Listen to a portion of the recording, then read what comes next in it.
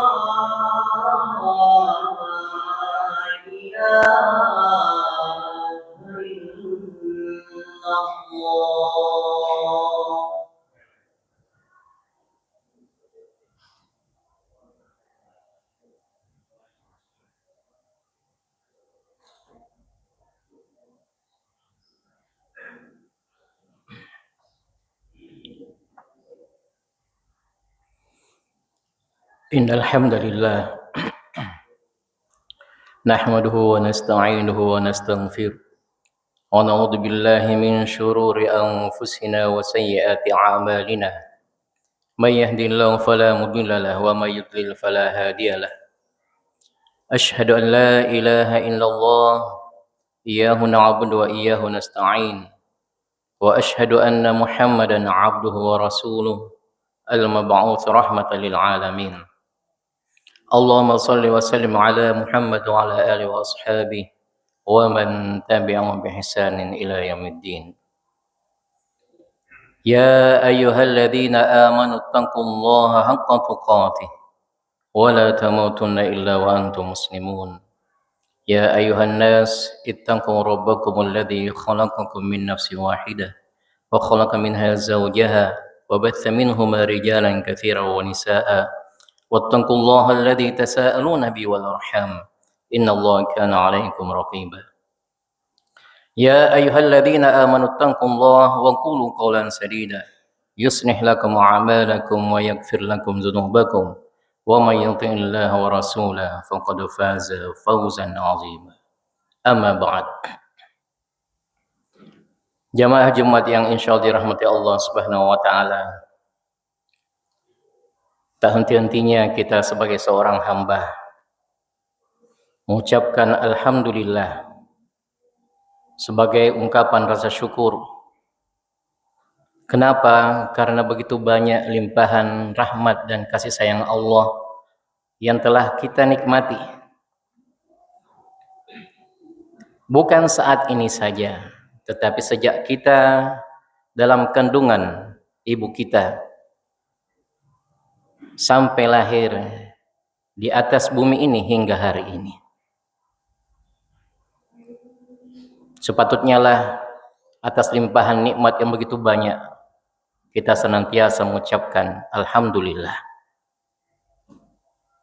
Sampai kita bisa hadir di tempat ini, itu adalah karena pertolongan Allah kepada kita berupa keimanan, sehingga kita bisa hadir di tempat ini untuk membuktikan penghambaan kita di hadapan Allah Subhanahu wa Ta'ala.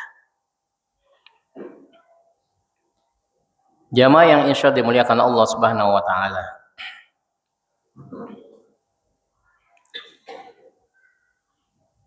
kita biasa dengarkan dalam lantunan azan,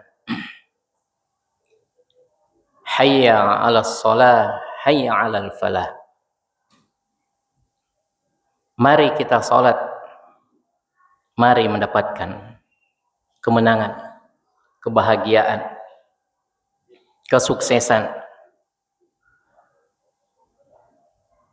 Ternyata jamaah sekalian, satu langkah sebelum mendapatkan kesuksesan, satu langkah sebelum mendapatkan kebahagiaan, satu langkah sebelum mendapatkan kemenangan, maka ada yang harus ditunaikan. Apa itu? Adalah salat.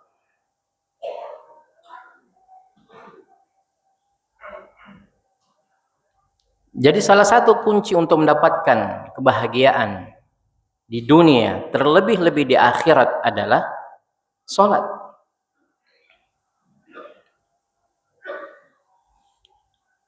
Oleh karena itu menjadi kewajiban kita untuk memperhatikan diri kita, anggota keluarga kita, saudara kita terhadap satu kewajiban ini.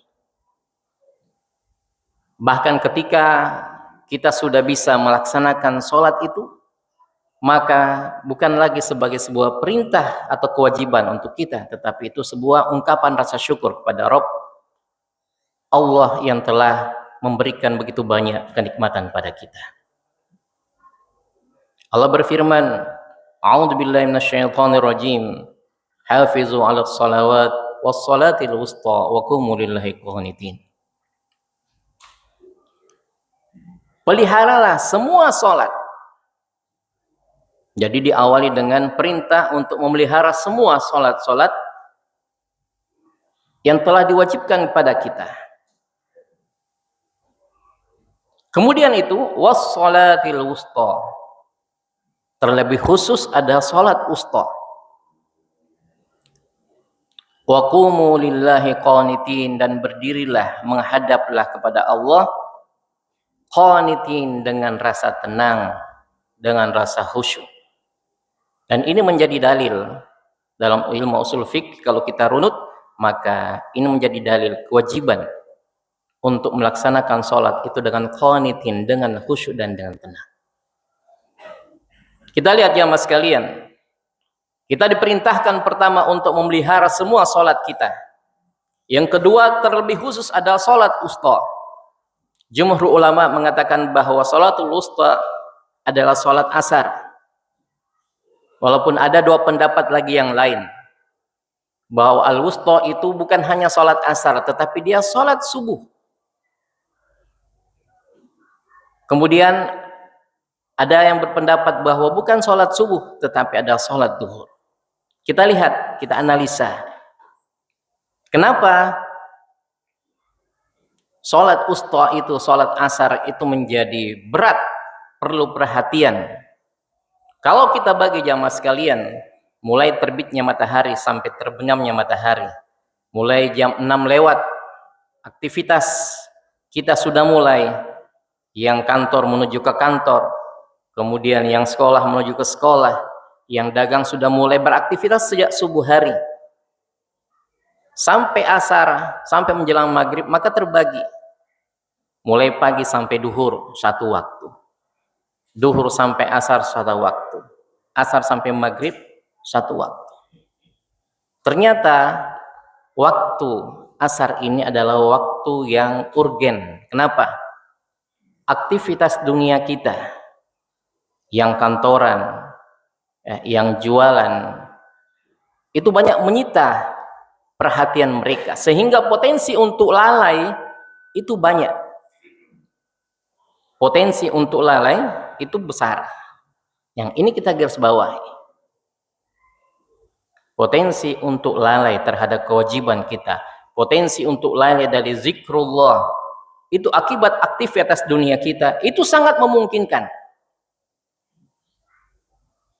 Kalau yang berpendapat subuh, kenapa dia termasuk wusta tengah? Karena dia berat. Beratnya apa? Karena sholat subuh itu kalau kita lihat dalam keseharian kita di masjid-masjid, bandingkan jumlah jamaah yang datang di sholat subuh dengan sholat-sholat yang lain, maka jumlahnya itu sangat sedikit. Dan ini memang berat. Apatah lagi bagi orang-orang yang ada sifat nifak di dalam dirinya. Makanya sholat subuh itu berat bagi untuk orang-orang munafik. Berat dia untuk hadir. Makanya pesan-pesan Nabi yang utama itu, yang penting, yang urgen itu biasanya disampaikan di subuh hari. Kenapa? Karena orang-orang nifak, orang-orang yang munafik, yang ada sifat nifak dalam dirinya, orangnya disebut munafik, sifatnya disebut nifak, itu tidak hadir. Kenapa jamaah sekalian? Karena mereka punya potensi untuk memecah belah kaum muslimin.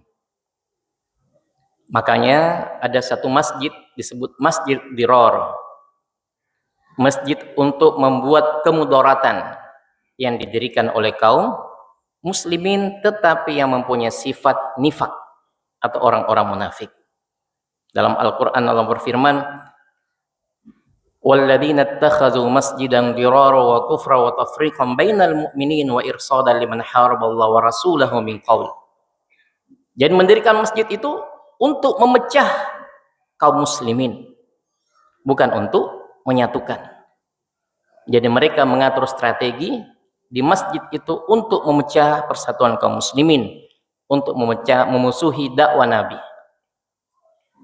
Yang ketiga adalah sholat duhur. Sholat duhur karena puncak aktivitas kita. Ya, banyak kita melakukan meeting, sehingga diperhadapkan sholat dengan meeting. Nah, yang terkadang kita mendahulukan meeting kita daripada menghadap Allah Subhanahu wa Ta'ala. Nah, inilah sholat wusta. Punya masyakkah, punya kesulitan. Dan salah satu tafsirannya jemaah sekalian, salah satu makna daripada wusta itu pertengahan adalah Menjaga nilai sholat itu antara waktu ke waktu itu memang butuh perjuangan. Menjaga nilai zikir dari sholat ke sholat itu butuh usaha yang besar. Antara duhur dan asar jamaah sekalian, bagaimana nilai sholat duhur tadi yang kita tunduk, yang kita patuh, yang kita khusyuk, kemudian kita pelihara sampai waktu asar. Demikian pula asar sampai maghrib. Itu butuh perjuangan karena banyak hal-hal yang bisa melalaikan kita. Oleh karena itu jamaah sekalian, tugas utama kita diciptakan di permukaan bumi ini adalah Allah berfirman, "A'udzubillahi minasyaitonirrajim, wa ma khalaqtul jinna wal insa illa liya'budun." Tidaklah aku ciptakan jin dan manusia kecuali untuk mengabdi kepadaku. Dalam tafsir dikatakan mengabdi di sini itu liya'rifuni, untuk mengenalku. Setelah mengenal Allah, bagaimana kebesarannya, bagaimana sifat jalalnya, bagaimana sifat-sifat yang lainnya, sehingga kita menyadari bahwa ternyata kita ini hamba yang lemah, yang harus berserah diri, yang harus menyembah hanya kepada Allah Subhanahu wa taala. Makanya kita sebut muslim. Kenapa kita tunduk dan patuh hanya kepada perintah-perintah Allah Subhanahu wa taala. Jamaah sekalian, karena ini adalah perintah dan tugas kita, maka hendaknya porsi untuk ini perhatiannya besar, diri kita dan untuk keluarga kita. Kenapa jamaah sekalian? Ingat bahwa awwalu ma yuhasabu yaumal qiyamah as-shalah. Yang paling pertama kali dihisab di hari kemudian adalah sholat, bukan yang lain. Artinya apa? Kalau yang diaudit itu adalah pekerjaan utama kita, pekerjaan utamalah yang diaudit, maka yang pertama kali diaudit di hari akhirat adalah sholat kita, karena memang hadirnya kita di permukaan bumi ini adalah untuk menyembah Allah Subhanahu wa taala. Sehingga butuh perhatian, jangan sampai ini kita lalaikan. Makanya Allah mengingatkan, peliharalah sholat-sholatmu.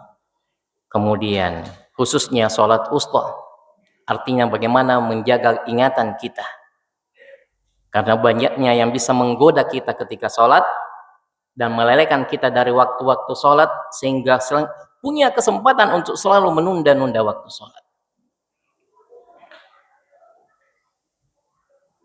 Dan di akhirnya waqumu lillahi qanitin, dan berdirilah dengan khusyuk. Dan ini menjadi dalil bagaimana setiap muslim untuk meningkatkan sholatnya ke sholat yang mendapatkan keberuntungan, yaitu sholat khusyuk.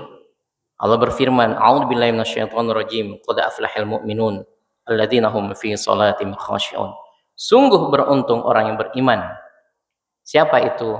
Orang yang khusyuk dalam sholatnya, orang yang fokus dalam sholatnya, orang yang mentadaburi bacaan-bacaan sholatnya, orang yang mentadaburi gerakan-gerakan sholatnya. Karena setiap bacaan, gerakan itu punya makna tersendiri. Barakallahu li wa lakum fil Qur'anil azim, wa nafa'ani wa iyyakum bima fihi minal ayati wa dzikril hakim, wa taqabbala minni wa minkum tilawatahu innahu huwas samiul alim.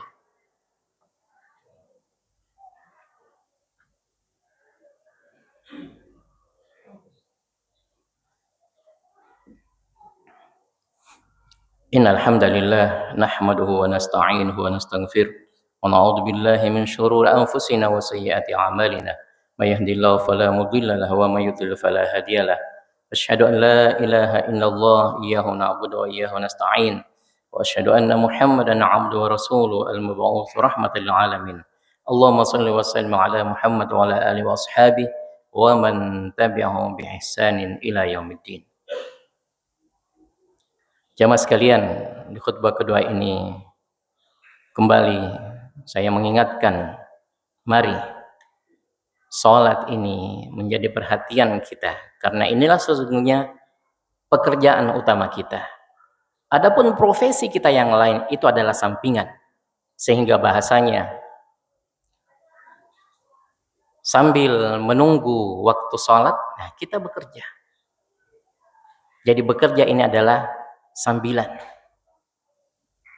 Sambil bekerja, kita menunggu datangnya waktu sholat. Sehingga perhatian kita bukan terfokus kepada seberapa banyak kerjaan kita, tetapi bagaimana kita bisa menunaikan sholat itu dengan tepat dan dengan kualitas yang terbaik, yaitu sholat yang dilaksanakan dengan penuh ketundukan, penuh kekhusyuan. Jamaah sekalian, kita masih mending karena kita bisa mendirikan kegiatan ibadah kita, sholat kita itu dengan tenang, dengan damai. Bagaimana saudara-saudara kita yang ada di Gaza sekarang, yang hari demi hari, kalau kita lihat postingan, dan mudah-mudahan kita tidak lelah mengeluarkan, melangitkan doa-doa terbaik kita untuk saudara-saudara kita di sana. Karena sehari-hari kita dapatkan berita bagaimana jumlah orang yang meninggal, dan itu semua rata-rata orang sipil, rakyat yang dibom, yang dibunuh. Tetapi walaupun demikian jemaah sekalian, sholat yang mereka kerjakan itu tidak luput dari tepat waktu dan keadaan. Bagaimana kita lihat rumah sakit yang sudah hancur, untuk mengobati rasa sakitnya sambil menunggu giliran, yang semua rumah sakit sudah hampir dihancurkan, sambil menunggu dia membaca Al-Quran. Dia membaca Al-Quran. Kalau kita di sini jamaah sekalian punya waktu yang begitu banyak, meluangkan waktu untuk tilawah, itu butuh perjuangan. Karena ujian kita adalah ujian dalam bentuk kesenangan dan waktu yang begitu banyak yang lowong. Dan inilah bisa menjadi melalaikan kita dari melaksanakan kewajiban-kewajiban kita. Jamaah sekalian, oleh karena itu, orang yang mempunyai kewajiban terhadap sholat ini, sifat-sifatnya bukan hanya untuk dirinya, tetapi bagaimana kalau kita lihat dalam Al-Quran, orang yang beriman itu selalu berdampingan dengan amal soleh. Maka orang-orang yang beriman itu punya karya. Punya karya. Kita lihat ulama-ulama dulu, bagaimana karya-karyanya luar biasa. Kalau karya kitab, Masya Allah, berjilid-jilid.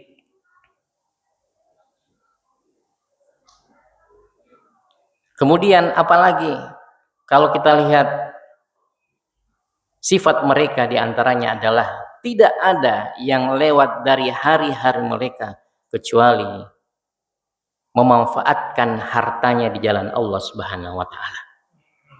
Wakaf, bagaimana Umar radhiyallahu an itu mewakafkan hartanya. Bagaimana Utsman bin Affan yang kesolehannya kemudian terwujud dalam bentuk wakaf kebunnya yang hingga hari ini Allah pelihara, masih bisa kita lihat dan masih kita bisa rasakan manfaatnya.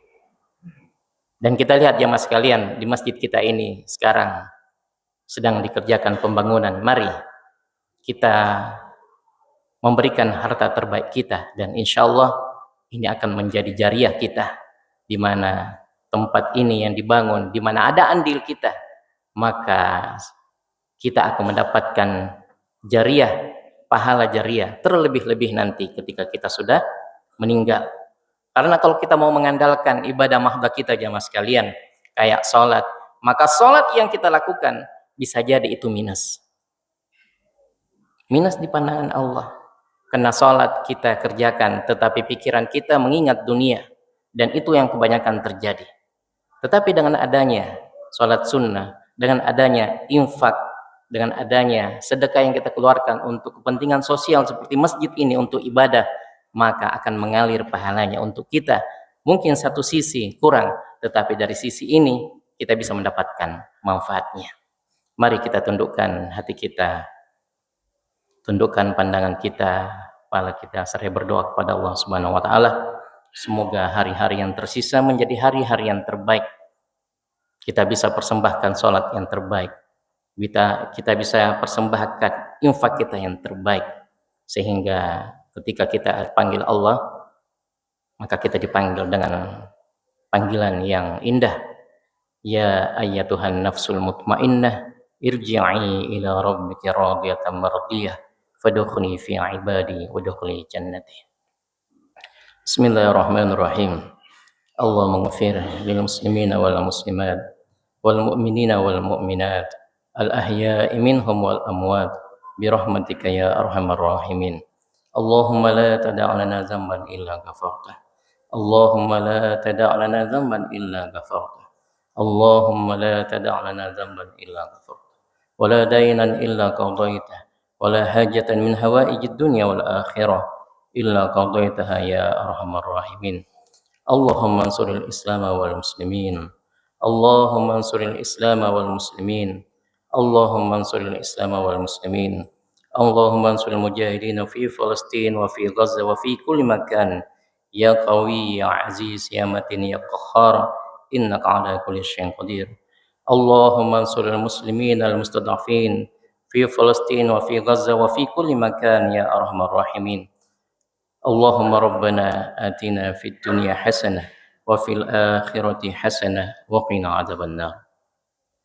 Ibadallah, innallaha ya'muru bil 'adli wal ihsan wa ita'i dzil qurba wa yanha 'anil fahsya'i wal munkar wa la dzikrullahi akbar wallahu ya'lamu ma tasna'un.